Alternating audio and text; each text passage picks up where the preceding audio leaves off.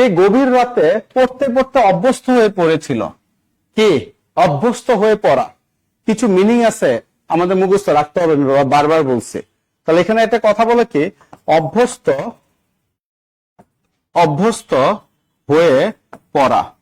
ঠিক আছে, অভ্যস্ত হয়ে পড়া, এটার ইংলিশ হচ্ছে গেট ইউজ টু। এটার ইংলিশ কি? Get used two.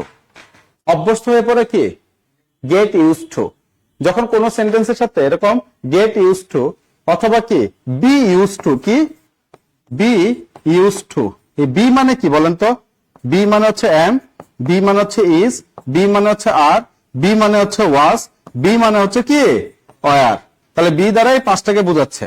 তার মানে কি am used to, is used to, are used to, was used to, were used to, right? যখন বি ইউজ টু শব্দটা থাকবে বা গেট ইউজ টু শব্দটা থাকবে, এটার পরে ভার প্লাস কি হয়? আইএনজি হচ্ছে। এটার পরও কি ভার প্লাস আইএনজি হচ্ছে। বুঝছি না সবাই? বাট শুধু ইউজ টু শব্দ যদি থাকে, শুধু ইউজ টু থাকলে এটার সাথে কি হয়? ইউজ টুর পরে কি ভার্বের প্রেজেন্ট ফর্ম হয়। বুঝছে? হ্যাঁ, ওকে। তাহলে এখানে কি বলছে দেখেন, হি ইউজ টু রিডিং। তাহলে ইউজ টুর পর কখনো রিডিং হবে? এটা হচ্ছে ভুল, যেহেতু এটা ভুল এখানে আগে আমরা এটা কেটে দিই।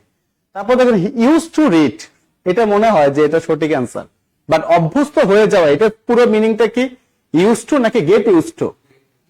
আপনারা রাত 9টায় ক্লাস করতে অভ্যস্ত, তার মানে এটা কি করবেন?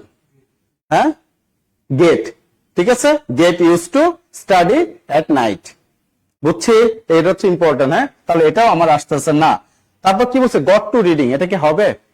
গট টু, টু এর পর আবার এখানে রিডিং হবে? বাট এখানে কি বলছে? এই যে he got use to reading, হয়েছে না? গেটের পাস্ট টেন্স কি করছে?